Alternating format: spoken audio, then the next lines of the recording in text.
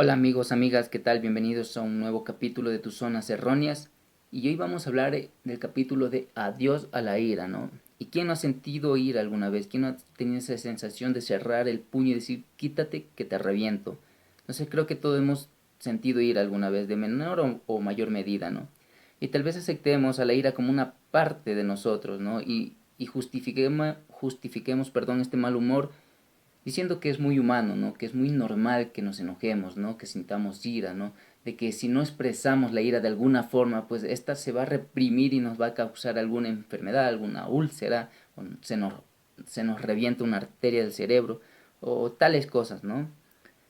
Y esta ira, pues, sea que muy consciente o inconscientemente lo reconozca, pues no quiere sentirla. Muy adentro de ti o conscientemente no quieras sentirlo porque ves que causa daño a alguien, ¿no? Y nadie, pues, le gustaría estar con una persona que reviente en ira siempre, ¿no? Entonces no es bueno y tampoco esta ira sirve a los propósitos que tienes en la vida, como la felicidad, como la realización personal, ¿no? Entonces lo que hay que entender es que la ira no es algo muy humano, no tenemos por qué sentirla, porque es una elección prácticamente, ¿no? Entonces la ira es una reacción inmovilizante, una reacción que se presenta como cuando nos falta algo, como cuando nos falla algo que esperábamos y no llegó. Entonces se convierte en una frustración y esto se puede formar o se puede tornar ya en una rabia, en un silencio amenazante, ¿no? En algo mucho más grave, ¿no? Que no es como un simple enfado, ¿no? Que te permite seguir haciendo tus quehaceres, ¿no? Que te permite continuar haciendo las cosas de tu día a día, ¿no? Esto esto ya es de una ira mucho más profunda, ¿no? Podemos ver a veces en los niños cuando se enojan, ¿no? Que cruzan los brazos y se enojan, ¿por qué? Porque no le das algún chupete o el juguete que le dijiste que le ibas a dar, ¿no? Entonces se sienten inmovilizados porque no esperaban algo y no les llegó, ¿no? Ya esto es más o menos así, esta ira profunda, ¿no? Y la ira, y la ira es una elección y un hábito. Como decía, esta llega por la frustración como tal, ¿no? De que no llegue eso que esperábamos, ¿no? De que las cosas no vayan como quisiéramos que vayan, ¿no? Y esto puede convertirse en una locura, ¿no? Cuando se convierte esta ira en una locura, ¿no? Una locura temporal, pues cuando pierdes el control de lo que dices, ¿no? A veces hay personas que se han enojado tanto que dañan verbalmente, ¿no? Y a veces inclusive físicamente, porque pierden este control de la ira, ¿no? Y le dice hijo de tal, y varias vulgaridades, ¿no? Entonces te sientes ofendida como persona. Quien recibe esto, pues claro, se sienten ofendida, ¿no? Y en las parejas, ¿no? Daña parejas, entonces daña relación, entonces ya pierdes el control de esta ira, pues y claro, se convierte en esta locura momentánea como lo explica el autor, ¿no?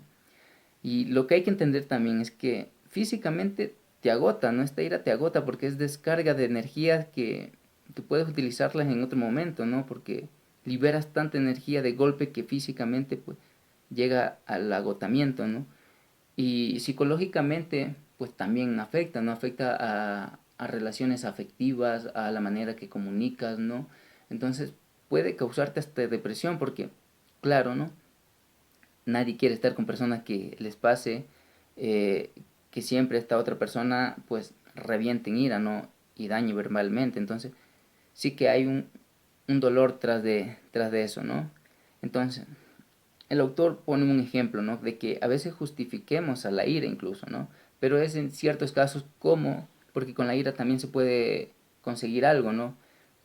Como por ejemplo lo pone el autor, ¿no? Que a veces una mamá finge tener ira, ¿no? Finge alzar la voz, finge poner su cara arrugada, ¿no? De enojo, ¿no? Entonces, ¿para qué? Para que los hijos les hagan caso, ¿no? Para que los hijos no hagan esto o que no hagan travesura o tales cosas, o que coman incluso la comida, ¿no? Entonces, pueden fingir esta ira, ¿no? Y tal vez les funcione. Pero ¿qué pasa con una mamá que no pueda controlar esta ira, que se desencasille prácticamente de sus cabales, ¿no? Entonces, claro, pues es una guerra constante, ¿no? Una ira, ¿no? Con sus hijos porque no les hace caso, ¿no? Hacen todo lo que mamá quiere que no haga. Entonces, esta mamá llega agotada a la cama de noche, pues, y piensa que solo pasó alzando la voz, regañando a sus hijos. Entonces se siente cansada, se siente frustrada inclusive, tal como lo explica el autor. Y entonces es muy curioso cómo pone esto. Entonces dice, ¿por qué los niños eligen hacer esto, no? Porque la ironía, como lo explica este autor, ¿no? Es que la ironía es que nunca podrás lograr cambiar a los demás, ¿no? Solo consigues intensificar el deseo de la otra persona, ¿no? De controlar a la persona enfadada, ¿no? Entonces, y se me hace muy curioso a veces cuando te enfadas o te hacen enfadar en propósito es porque están haciendo perder el control que tú tienes sobre tu comportamiento, ¿no? Sobre tus emociones, ¿no? Y sentir esta ira, ¿no? Entonces, la ira, cuando se usa en cualquier tipo de relación, impulsa a la otra a que siga actuando como lo viene haciendo, ¿no? Entonces que pierdes este control, ¿no? Porque de alguna manera, pues claro, ¿no? La otra persona siente miedo, pero sabe que si te hace enfadar, hasta puede controlarte, digamos, ¿no? Tal vez eso es lo que busque, ¿no? Que te descontroles de la vida, ¿no? Ok. Entonces, en vez de escoger la ira, ¿no? Podemos empezar a pensar en que los demás tienen derecho a ser diferentes, ¿no? Y esto de la ira a veces se vuelve porque no estamos de acuerdo con personas, ¿no? Que no estamos de acuerdo con su comportamiento o con lo que hacen, ¿no? Y lo que el autor explica es que cuando tú estás queriendo cambiar el comportamiento de alguien, lo que estás haciendo es privarle esta elección que tiene esta otra persona de hacer lo que quiere, de hacer lo que ama. Entonces, no es bueno porque, claro, tú no puedes controlar lo que las demás personas quieren, entonces te metes a la idea de que esta persona tiene que ser un poco más como tú, ¿no? Que tienes que compartir más de lo que a ti te gusta esta persona contigo, ¿no? Y está mal porque estás haciendo es privar a esta persona como es. Si tú escogiste a esta persona es porque lo quisiste desde un principio así, tal como era, ¿no? Ok. Y, y aunque tú sientas esta ira, ¿no? Y aunque tú la reprimas, ¿sí? Entonces lo que pasa es que, y aunque tú quieras aprender a expresar esta furia retenida que tienes, ¿no? A la final no es bueno porque si quieres expresarla de alguna forma, pues lo único que estás diciendo es que no puedes aceptar ciertas cosas de la vida o aceptar ciertos comportamientos de esta persona, ¿no? Entonces, en vez de estarte enojando, ¿no? Podemos meternos a la idea de la cabeza de que todas las personas tienen derecho a ser diferentes, ¿no? Y cuando empiezas a trabajar y moldear esta forma de pensar, ¿no? De que todas las personas son diferentes, puedes que generes un cambio dentro de ti, ¿no? Con respecto a esta furia, ¿no? ¿Sí? En vez de guardártela, debes aprender a pensar en forma diferente, ¿no? Para no crear esta furia, ¿sí? Eso como el primer punto. Y como último punto, bueno, como segundo punto, es la posesión del sentido del humor, ¿no? ¿Sí? Entonces, es imposible enfadarse y reírse al mismo tiempo, lo que es muy, muy curioso, ¿no? El autor te dice, tú puedes escoger solo una, ¿no? Y es verdad, ¿no?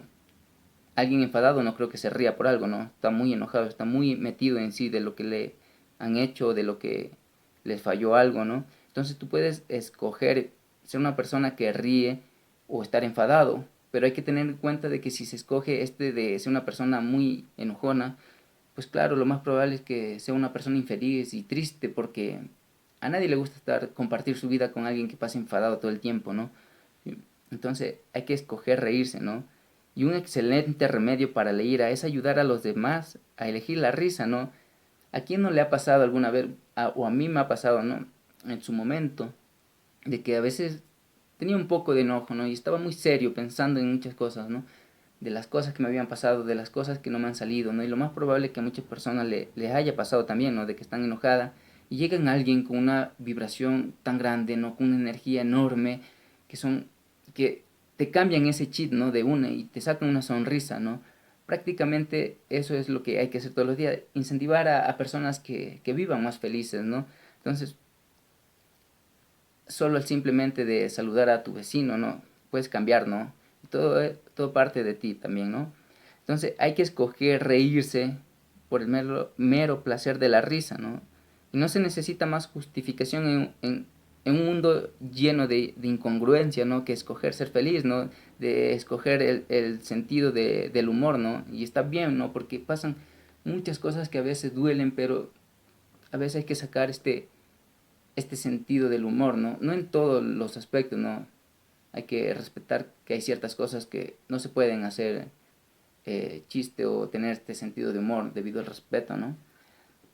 El punto número 3 nos habla de qué nos causa la ira, ¿no? Y hay cosas tan simples, ¿no?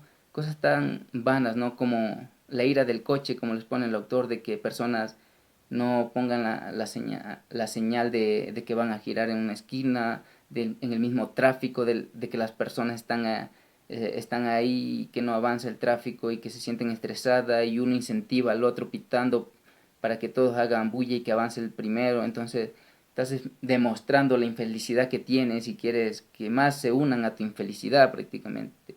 Hay la ira de los juegos, ¿no? Estos juegos competitivos. Ni siquiera a veces son competitivos, sino que competitivo para ti.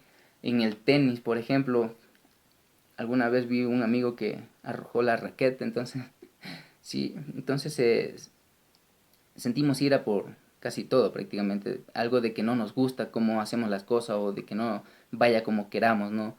Hay la ira de los impuestos, ¿no? Cuando el gobierno sube impuestos de manera desmedida, ¿no? Pero es que no podemos controlar eso, ¿no? Y a veces sentimos ira y ni siquiera podemos controlar aquello, ¿no? Entonces la ira contra objetos animados, ¿quién no se ha dado un golpazo, ¿no? De noche en el dedito este que duele brutal, ¿no? Entonces duele y claro, nos enojamos, ¿no? Y aquí ya viene contra objetos perdidos. ¿Quién alguna vez no ha estado apurado, no? Quería salir de su casa y no encontraba las llaves, no encontraba la cédula de identidad, ¿no? Entonces te enojas, ¿sí? Porque no encuentras eso y vas atrasado encima más, ¿no? Y ya aquí hay que tener cuidado porque aquí viene este rostro de la ira, porque te puedes enojar y puedes culpar a alguien que ni siquiera tiene la culpa de que no encuentres algo, ¿no? Entonces puedes agredir tanto física como verbalmente, ¿no? Esto ya es los rostros de la ira, ¿no? Y esto sería prácticamente el último punto, que cómo puedes reemplazar la ira. Y el punto que me gustó es que tú puedes ser consciente de que tienes ira, ¿no? Cuando sabes que tienes ira o cuando te va a suceder que vas a reventar en ira, puedes tú escoger 5 segundos de pausa para no reventar en ira, como lo explica este autor, y después revienta en ira, ¿no? Te detienes 5 minutos, respiras, lo que sea, y después puedes explotar en ira y así le vas aumentando un poquito más, ¿no? Cada día, ¿no? Unos 10 segundos más y después revientas en ira, ¿no? Que tal vez sea muy sano, quién sabe, ¿no? Pero ya creo que es problemas más profundos, ¿no? Y eso, amigo, hasta aquí llegaríamos con este capítulo de Adiós a la ira, ¿no? Este sería el penúltimo capítulo, ¿no? Y quería meter aquí prácticamente el último capítulo porque va a ser muy corto lo que es el último capítulo, ¿no? Que es prácticamente cómo es una persona que ha eliminado todas las zonas erróneas, ¿no? Y claro, ¿no? Pues tal vez se vuelva hasta un concepto mitológico, una persona mitológica de que no sufra ira, de que no sufra estas preocupaciones, ¿no? Y yo creo que son muy pocas las personas hoy en día que no tengan estos sentimientos de culpabilidad o de preocupación, ¿no? Entonces, ¿cómo identificamos a una persona que haya eliminado la mayor parte de sus zonas erróneas? Aunque desde mi punto de vista sí que puede ser muy difícil tratar de ser una persona que no tenga todo esto como lo explica el autor, ¿no? Pero estas personas, ¿no? Son personas que disfrutan de todo lo que hay en la vida en sí, ¿no? Bailar, ir al cine, caminar, una tarde soleada, ¿no? Les gusta la vida porque entienden que son parte de la vida, ¿no? De que forman, ¿no? Parte de esta vida y que hay que valorar cada detalle que hay como tal, ¿no? Disfrutan de la lluvia y no se corren a esconder, ¿no? Porque la lluvia lo moja. Si hay un charco no pasa nada. Para ellos todo es válido, ¿no? No tienen por qué enojarse con cosas que forman parte de la vida, ¿no? Están libres de este sentimiento de culpa, ¿no? Pueden reconocer que han cometido errores, ¿no? Y prometerse que no volverán a repetir aquellos errores del pasado, ¿no? Entonces no tienen esa necesidad de sentir culpa, porque sí, cometiste errores, pero no tienes que quedarte estancado con ellos sintiendo arrepentimiento, ¿no? No se atormentan con preocupaciones del futuro. A veces vivimos preocupados por qué pasará mañana o tales cosas, ¿no?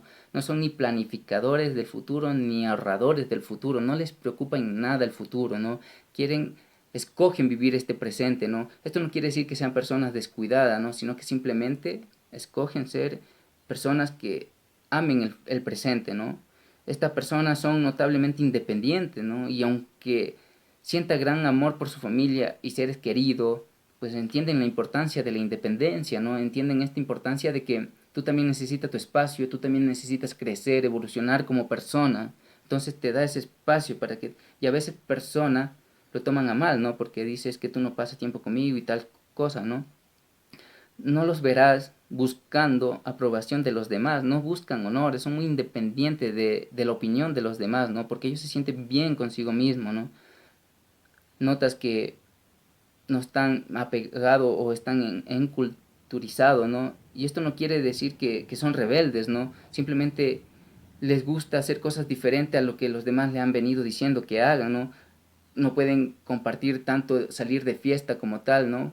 Porque entienden que tal vez no es lo correcto para ellos, no les guste y aman otras cosas, ¿no? Y eso no quiere decir que no se sientan cómodos estando, sí, lo pueden estar, ¿no? Son personas muy naturales como tal, son personas que pueden ser flexibles en cualquier ambiente, ¿no? Y saben siempre, ¿no? Reír y hacer reír, ¿no? Son gente que se acepta a sí misma sin quejas, ¿no? No se andan diciendo es que no me gusta esto, no me gusta aquello, ¿no? Y más significativamente aún, estos individuos se aman a sí mismos, ¿no? Por sobre todo, ¿no? Están motivados por crecer y desarrollarse a sí mismo como persona, ¿no? No tienen este espacio, ¿no? De sentir autocompasión como tal, ni autorrechazo, ni para odiarse a sí mismo, ¿no? Aman en su totalidad como tal, ¿no? Aman todo lo que hay en este mundo, ¿no? Sean buenos, sean malos, ¿no? Y si son malos, pues que no pueden hacer nada por cambiar, no se dejan inmovilizar por las cosas negativas que hay en este mundo, ¿no? Entonces escogen ser felices ellos a pesar de todo lo que hay, todo lo negativo que hay ahí afuera, ¿no? Entonces, amigos, hasta aquí hemos llegado al final de este libro. Pues espero que te guste. Y nada, pues nos veremos en otro libro más para resumir. Así que hasta la próxima.